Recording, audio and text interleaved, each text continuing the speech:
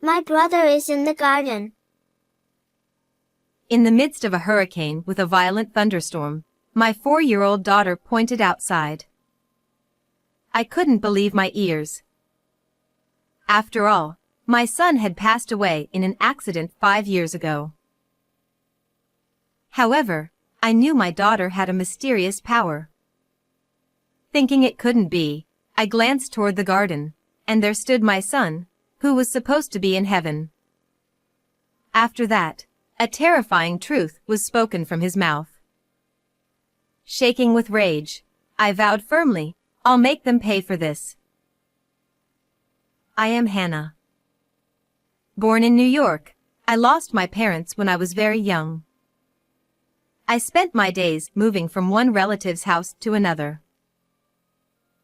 I should learn a skill for a stable life. I decided to study Spanish and started working as an interpreter and translator. Then, 10 years ago, when I was 25, I traveled to the West Coast with a friend from overseas. It was during that trip that I met Tony, who was the same age as me. Welcome to our place.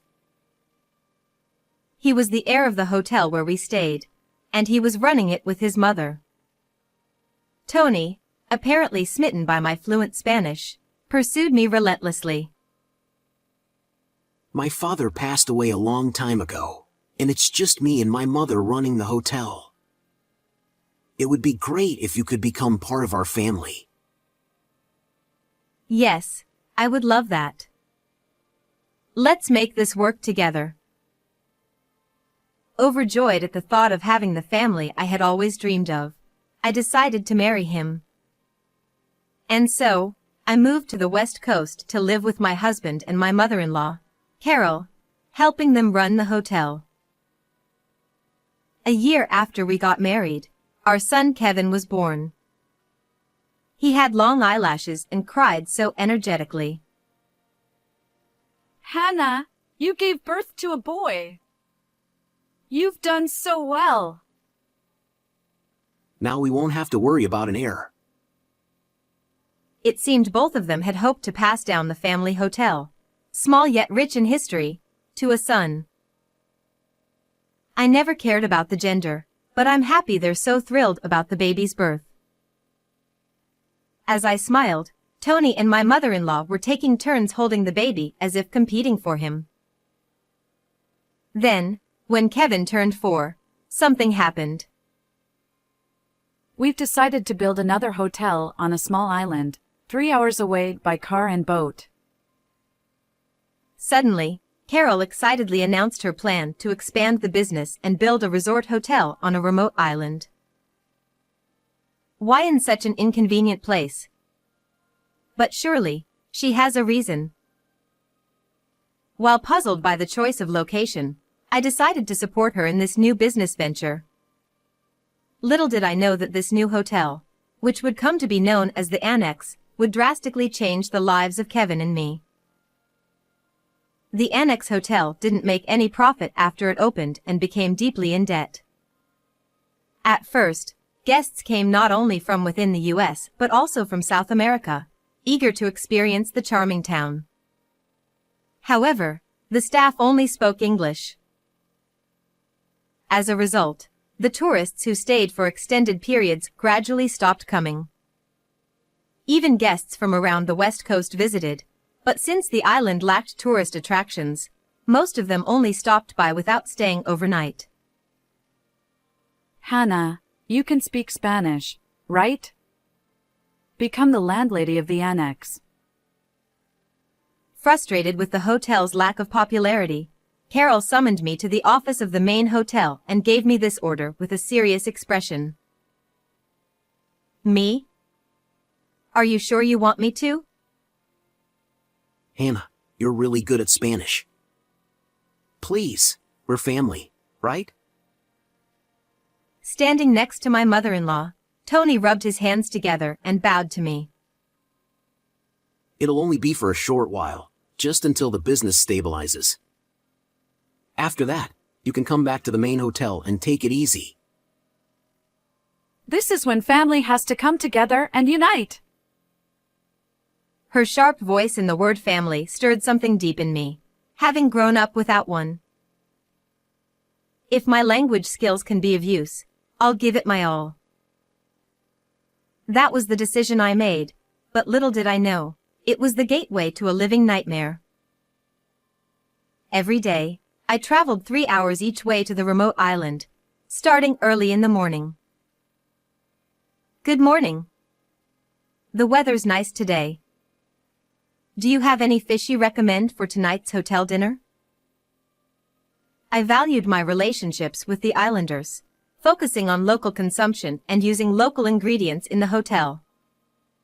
Fishermen and farmers would greet me warmly on the street, saying, "Hannah, you're full of energy again today." I just want, little by little, for this new hotel to be accepted by the islanders and people from around the world. I worked hard, creating a website, consulting with travel agents, and making steady efforts to improve. However, running a business wasn't so easy that immediate results could be seen. Hannah, another month in the red. What are you doing? At the end of every month, Carol would harshly reprimand me. She scrutinized every expense, and if something displeased her, I would endure a 2-hour lecture for each item. Many nights, she yelled at me until late. I can't believe you have no sense for business. You're always making Mom take care of Kevin. You need to take responsibility. I was ordered by Tony and my mother-in-law to cover the deficit using the savings I had built up during my single years. I barely had time to sleep, let alone spend with my son, so I didn't have the energy to argue back. You're driving away the guests with your fancy New York English. Exactly. You lack determination. You're not putting in enough effort. Running a business isn't a game. Harsh words thrown at me from both of them. Yes. I'm sorry. Ashamed of my own inadequacy, I hunched my shoulders and apologized, handing over my money to my husband and mother-in-law.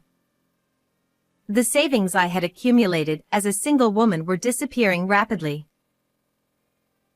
During the time I was still obeying Tony and Carol, something unexpected happened. The smell of coffee. It's making me nauseous. I found out I was pregnant with our second child. How could you let this happen when things are so busy? You'll still need to work. Despite my severe morning sickness and feeling faint, Carol glared at me. If you're too sick to get on the boat, you'll just have to stay on the island. Pregnancy isn't an illness. Don't you dare get soft on me. As if I were being kicked out, I was made to live at the annex while pregnant. Kevin is the heir, so I'll be the one to properly educate him. My mother-in-law, who doted on 5-year-old Kevin, refused to let me take him with me, insisting that the mainland had better education and health care than the island. She's right. Kevin has his kindergarten friends here. It's hard, but it's only for a little while. Once things settle down, I'll come right back. So, I decided to leave Kevin in the care of Tony and Carol. About 2 months after I began living on the island, my morning sickness finally eased. I became even closer to the islanders, and together we came up with ideas like holding regular events to attract more guests and adding more signs in foreign languages. As I thought of my son's smiling face, I started to think it might be time to return to commuting from the main hotel. But just then, I received a phone call from my husband. Kevin. He was in a car accident. He passed away just now. I couldn't comprehend what he was saying. But realizing I needed to get to my son immediately, I simply said, "I'll come back right now," and was about to hang up. What are you talking about? The sea is rough right now. His words jolted me. Unfortunately, a hurricane was approaching at that very moment, and all boats had been cancelled. For the next few days, I couldn't cross the sea, and during that time, Kevin's funeral and cremation had already taken place. We had to rush everything because of the crematorium's schedule. Hearing that over the phone, I was left stunned. But when Tony sent me a picture of our son's memorial photo, reality hit me hard. Kevin ran out into the street. It's our fault. But it's because you didn't discipline him properly, Hannah. Even while I was grieving, Carol blamed me, leaving me utterly lost. If only I had made the hotel successful sooner and stayed by Kevin's side, maybe this wouldn't have happened. Unable to be there for my son in his final moments, I spent my days in tears. Finally, when the boats resumed, I contacted Tony, asking him to pick me up at the port. But in a somber voice, he hesitated, saying, "But If you come back here, you'll just be surrounded by memories of Kevin, and it'll be too painful. Why don't you stay at the annex for a while?" Exactly. Right now, you should focus on the baby that's coming. Even my mother-in-law, who had taken over the phone, encouraged me to stay on the island, perhaps out of concern for my grief. But I want to visit his grave. What are you talking about? If something happens to our next child, we really won't be able to recover. Let's just focus on the baby right now. With both of them urging me, I reluctantly decided to focus on the pregnancy. More than 6 months passed, and without returning to the mainland even once, I gave birth to our daughter, Kate, on the island. Like her brother, she had long eyelashes and was full of energy. The neighbors adored her, and she grew up healthy and strong. This time, I was determined to raise her on this nature-filled island, so I could always be by her side. My husband respected my wishes, and my mother-in-law, having no interest in a girl who wouldn't be an heir, easily agreed. However, Tony, busy with work at the main hotel, only visited the annex about once a month. I was also occupied with balancing childcare and my responsibilities as the landlady, so even though we saw each other less often, I thought that as long as we both worked hard, things would eventually settle down. Sorry, but I won't be able to visit next month. What? I won't get to see Daddy? One morning, while we were having breakfast at home near the annex, Tony, who had come to visit the day before, announced this. Our daughter, who had just turned 4, puffed her cheeks in frustration. As Kate entered kindergarten, Tony visited the island even less frequently. "Then we'll come see you." I haven't left the island since she was born. What? Are you serious? The hotel still needs a lot of work. You can't just leave. You can't afford to take running this business lightly. Whenever I suggested visiting the main hotel, Tony would get angry, spitting his words in frustration. Seeing him pay more attention to his hairstyle and stylish bags than before we got married made my chest tighten with unease. I see. Mommy's the innkeeper, so let's work hard together. That's right. You and Mommy both need to work hard and make the hotel thrive. We're aiming to be the best in the world. Tony's passionate dedication to the hotel made me feel guilty for doubting my family. It's only natural for him to care about his appearance since he's in the hospitality business. I told myself, convincing myself as I focused on raising Kate and managing the inn on the island every day. Less than a month later, the largest hurricane in recent history was heading toward the island where the annex stood. All the residents were evacuated to the mainland. I'm scared. On the boat heading to the port, my daughter clung to me, her voice trembling with fear. Don't worry, Mommy's right here with you. I held Kate tightly. 4.5 years ago, during that hurricane, I couldn't even hold my son's hand, but now, being by my daughter's side, I felt grateful I could raise her myself. We're back. As soon as we arrived, I went straight to the office of the main hotel. Hannah? What are you doing here? And you brought Kate too. Why did you come here? Both Tony and Carol, who had been taking a break, screamed in surprise. I'm sorry, but the hotels near the port are either closed or have no vacancies. I gave up my room to the islanders and came here instead. In fact, I had been instructed by them to stay at one of the hotels near the port so I could resume work as soon as the hurricane passed. I had changed my plans last minute, so their reaction was understandable, though it seemed a bit exaggerated.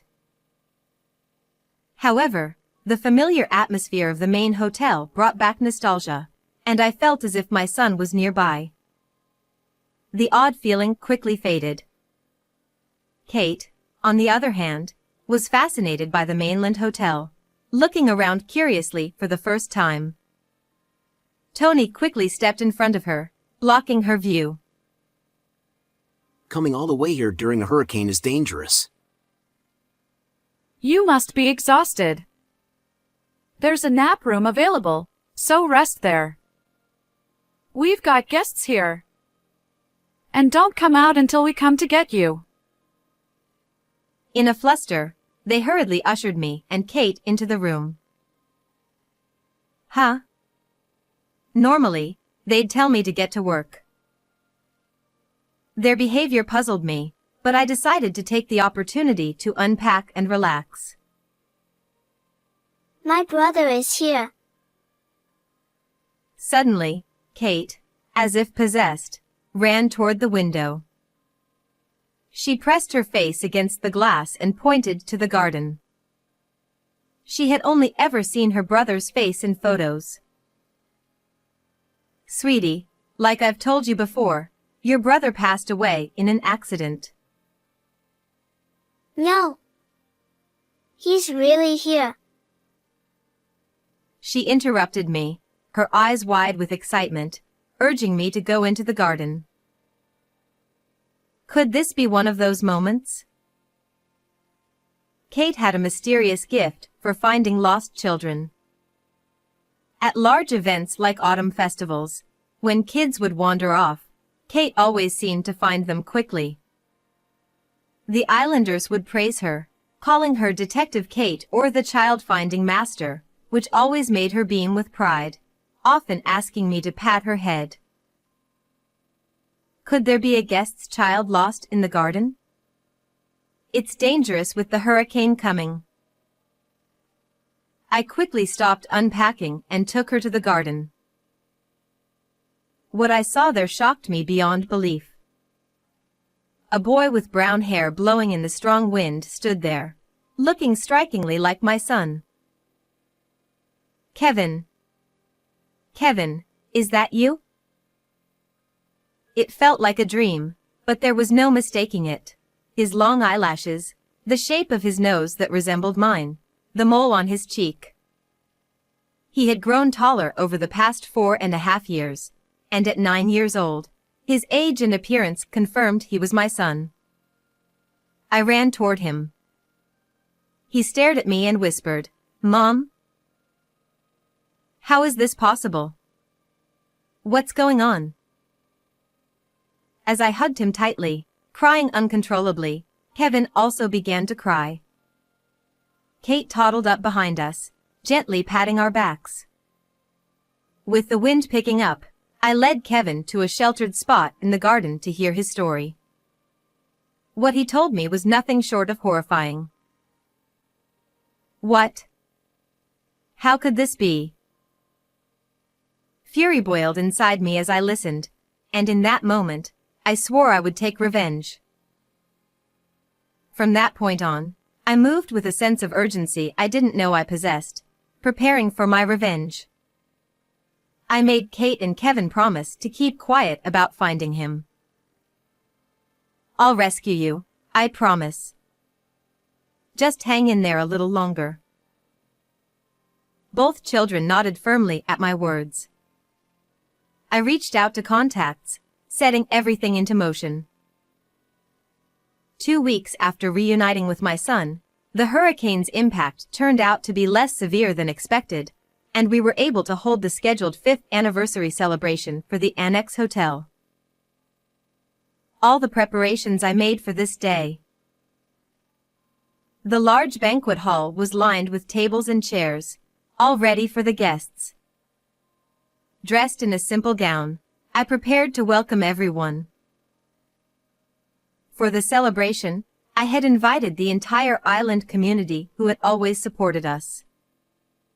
Though Tony and Carol had said, no need to invite people from the mainland since it's so far, I secretly invited them anyway. It was clear why they wanted to keep me isolated on the island, limiting my relationships to the islanders. They didn't want anyone to tell me that Kevin was still alive. Why are people from the main hotel here? Even teachers from the mainland elementary school are here. Seeing familiar faces among the guests, both Tony and Carol shot nervous glances at me, clearly flustered. If you're this shaken up before the event has even started, you're not going to last the rest of it, I thought, hiding a smug smile as I guided the guests to their seats. Thank you all for coming today, I said into the microphone from the host's seat. The Islanders responded with cheers and applause, while Tony and Carol stood to the side, nervously eyeing the unexpected mainland guests, worried I might speak to them. Ignoring them, I began showing a video presentation on the large television screen, showcasing the journey of the hotel over the years. It wasn't just about the hotel's development, I also talked about how we had worked hand in hand with the Islanders. We organized fireworks shows, night fishing tours, and illuminations to attract domestic visitors, encouraging them to stay overnight rather than just visiting for the day. In the summer and fall, we held regular food and drink events with night stalls. For international tourists, we added multilingual signs and menus so they could enjoy their stay even without speaking the language. Thanks to these efforts, the island regained its vibrancy, and the hotel began to thrive. Over the course of 5 years, the Annex had turned into a profitable business. It was so hard at the beginning. But the people of this island were so kind and supportive, I said, tears welling up as I spoke about the hotel's journey. The Islanders, too, dabbed their eyes with handkerchiefs, nodding and smiling. And yet, amidst all this, a tragedy befell my life, I said, my voice lowering as I paused. Tony and Carol, who had been avoiding eye contact, turned to me with frightened expressions. I received word from my family that my son had passed away. A photo of 5-year-old Kevin appeared on the large screen, and Tony and Carol let out a small shriek. The mainland guests started whispering, "Is that Kevin? But he's alive, isn't he?" Seeing the guests murmur, both Tony and Carol turned pale, unable to run from the situation with everyone's eyes on them. They stared at the floor in silent panic. I shot a cold glance at the two of them and displayed the next photo. Kevin, now 9 years old, playing in a park with Tony and Carol. In truth, on the day of the hurricane 4.5 years ago, there had been no car accident. They had taken advantage of the boat cancellations, lied to me about Kevin's death, and secretly raised him on the mainland. Kevin revealed to me on the day we reunited that they had told him I was dead and that he would never see me again. He had no idea he had a sister, Kate, either. Kevin had cried, saying, "I thought I'd never see you again, Mom," and his sobs were swallowed up by the roaring hurricane winds that day. Tony and Carol even fabricated Kevin's memorial photo to deceive me, keeping me and my son apart for 4.5 years. I said, my eyes burning with rage as I glared at the two of them. Carol, sweating profusely, stammered, What a crazy prank, right? Tony, wiping his forehead, muttered, I mean, seriously, who would even do something like that? It's not funny at all. They tried to brush it off, but the mainland guests frowned and whispered, how could they tell such lies, and if they could lie about something like this, maybe the story about the divorce is fake too? Hearing the word divorce didn't surprise me in the slightest. When I invited the mainland guests to the celebration, I had personally called each one, gathering information as I went. I asked them to keep quiet about their invitation, telling them there would be a surprise during the event. In those conversations, I learned shocking details. Tony and Carol had told people that I had cheated on Tony, abandoned Kevin, and disappeared. They had told Kevin I had died, asking the neighbors to keep the secret. You've been telling lies left and right. You wanted to keep me on the island to hide the fact that Kevin was alive. I was shaking with anger, yelling at them.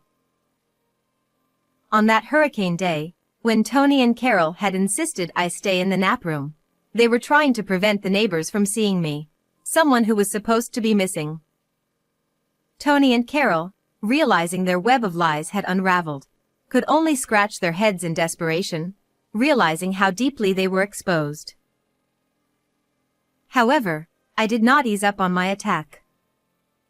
I displayed photos of my husband flirting with another woman on the large television screen.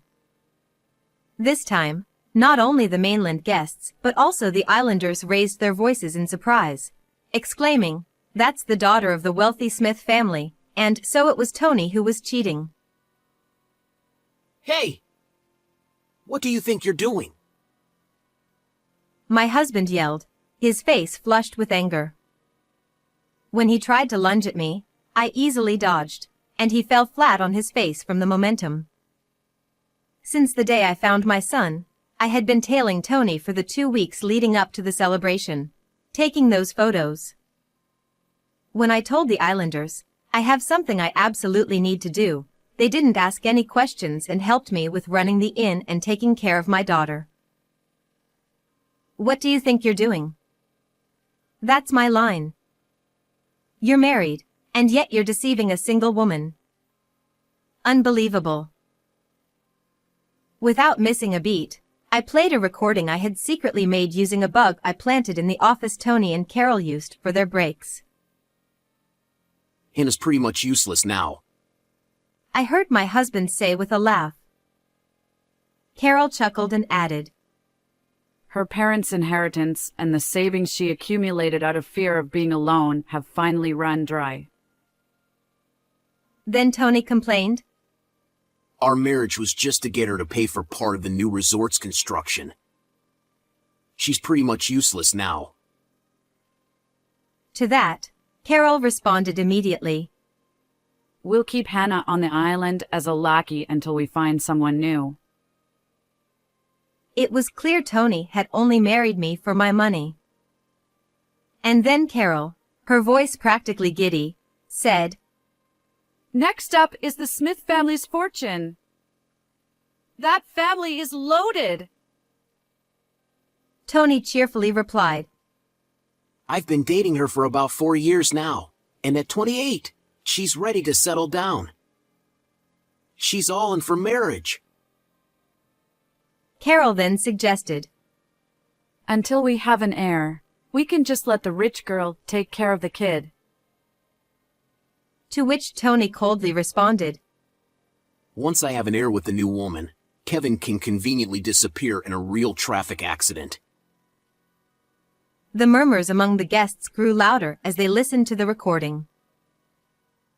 Wait! This isn't what it sounds like! Hannah, what have you done? Ignoring their panicked outbursts, I looked away, leaving the two to squirm before the gathered guests. At that moment, the doors to the banquet hall swung open. Jenny, the wealthy heiress whom I had informed about their misdeeds beforehand, stormed in. With a face like a wrathful demon, she marched straight up to the two of them and stood firmly before them. You told me you were divorced, didn't you? In a voice as low as if it had crawled up from the depths of the earth, she grabbed Tony by the collar. And you said you wouldn't have to take care of any kids. What's going on? She brought her face so close it looked like she might headbutt him, then clicked her tongue in disgust. Her intensity was so terrifying that not just Tony, but the entire hall fell silent. What you've done is marriage fraud. The next time we meet, it'll be in court. She shoved Tony with a forceful push. And don't you dare underestimate my father's lawyer. She spat as she walked away. As Jenny sat down in an empty seat in the now eerily quiet hall, I reached into my bag and pulled out a certain document. How the hell do you have that? My husband shouted, panic setting in. It was a loan document. On the day I found my son, while they were busy with hurricane preparations, I had secretly investigated Carol's office in the main hotel. While going through the documents she kept there, I made a shocking discovery.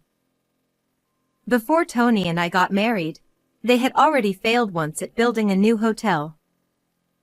And yet, undeterred, Carol had purchased cheap land on the remote island, thinking it would make for a good resort, even though it was clearly unprofitable. The total debt was $10 million. In their desperation to recover from their failing business, they had targeted women with money.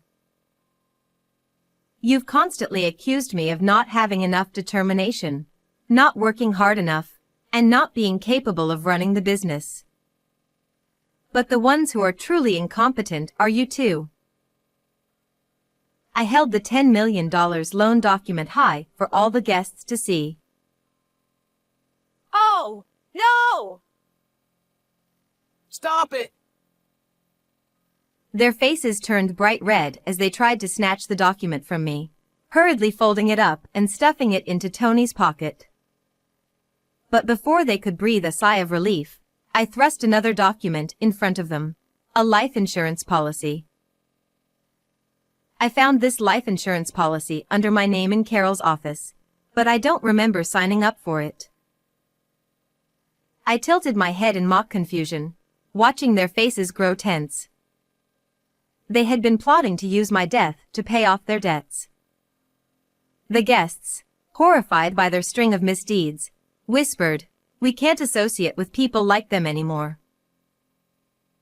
Divorce it is. I'll be working with my lawyer to ensure I get custody of the children, as well as alimony and child support." I looked at them with contempt, declaring loudly and clearly, But we owe $10 million. That's impossible. Okay, let's just calm down for now. We can work things out. Desperate, Tony and Carol began trying to appease me. Don't make me laugh. Why would I believe anything from people who have targeted both my money and my life? You can rot in hell.